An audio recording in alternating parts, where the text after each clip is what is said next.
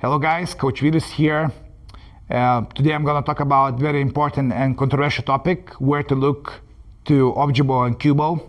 Many people are confused, but this is a debate which for some reason gets lots of attention. I think there are more important things, but this topic just gets lots of attention. I just want to make it very clear and simple, and I just want to provide you a framework how to look to the objable, how to look to the cubable, and how to have rhythm in that kind of part, okay?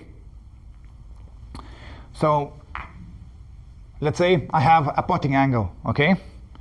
For the reference point, I'm just gonna block most of the part of the objable, and I'm just gonna focus on this part of the objable, okay? So the first thing, in order to have a great cubable and objable looking, is that you have to, I use a 5-step principle. So first of all, find the proper sighting line, okay? A sighting line usually happens from the pocket, so where I want to put the ball, objable and the cubable. So I just want to stand just behind the cubable, okay? So you want to stand behind the cubable, not too much to the left or to the right, just behind it, okay? So this is kind of a gap where I have to get through. And then the first step, what you have to do, when I start my shot approach, as I go into the shot, I look to the, with my eyes, I look to the specific part of the object where I want to put objable to the pocket, okay? So as I do my shot approach, until I reach with my tip to the cubable, I look to the objable. And this is what most professionals do, because this is your target, this is your goal. You want to put this ball into this pocket. So you have to do this, okay? So this is the first step, what you have to do, okay? So I look to the objable with my eyes, and then when I drop down, I look to the cubable and where exactly my tip is pointing to the cubable. So if I'm happy with the tip position to the cubable, then I start my feathering phase. So let me repeat again. First step, as I approach, I look to the objable. Before first step, you just slide the ball behind the line as I described. So it's like pre-step approach, okay? So approach to the objable here. Then I look to the cubable that I'm happy with my cubable aiming. Right now I'm not really happy, I'm aiming to the black, so I step in back. So that's very important, because that second step allows you to confirm are you on line or not. So by holding your tip a little bit closer to the cubable, and just giving 1 or 2 seconds longer, just help, for the most people, helps you to see the line better, okay? So, approach. Now I'm happy with the line, okay? And then as I do my feathering, my eyes switching from the cubable to objable. So as I do my backswing to the objable, when I come here, you see my eyes switching between cubable and objable, okay?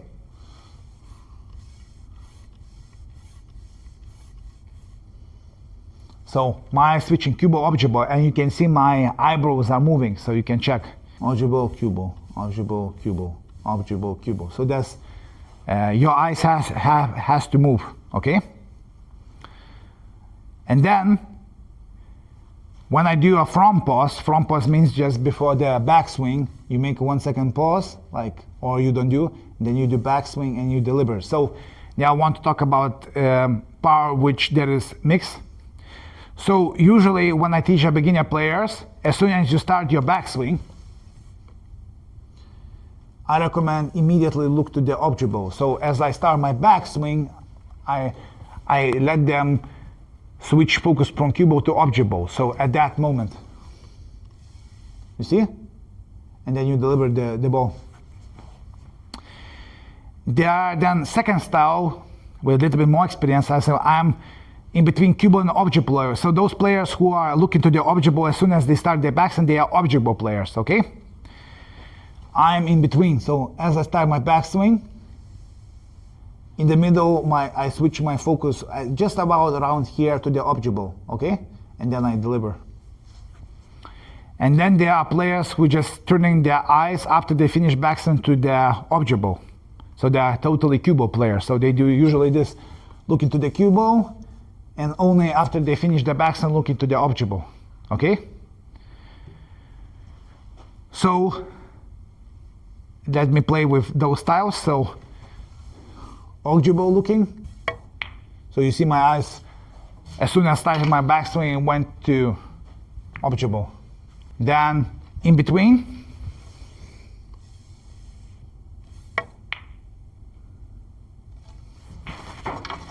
and then cubo.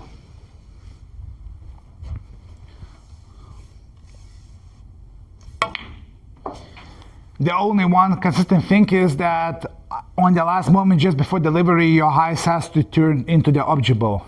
So let's to summarize. If I play a basic shot like black, okay, first step, standing behind the line of the aiming. So in this case, I want to hit to this part of the pocket to put ball right there. So pocket, objable, cubo, standing behind the line, okay? And then you start your approach. As you go to the shot, you look to the objable, confirm to the cubo that you aim into the correct position, then switch your focus from objable to the cubo, and then me personally, you can change, like you can be objable player immediately, you can, in the middle of your backswing, turn your focus to the objable, or you can turn your eyes just after you finish your backswing to the objable. It's a personal preference.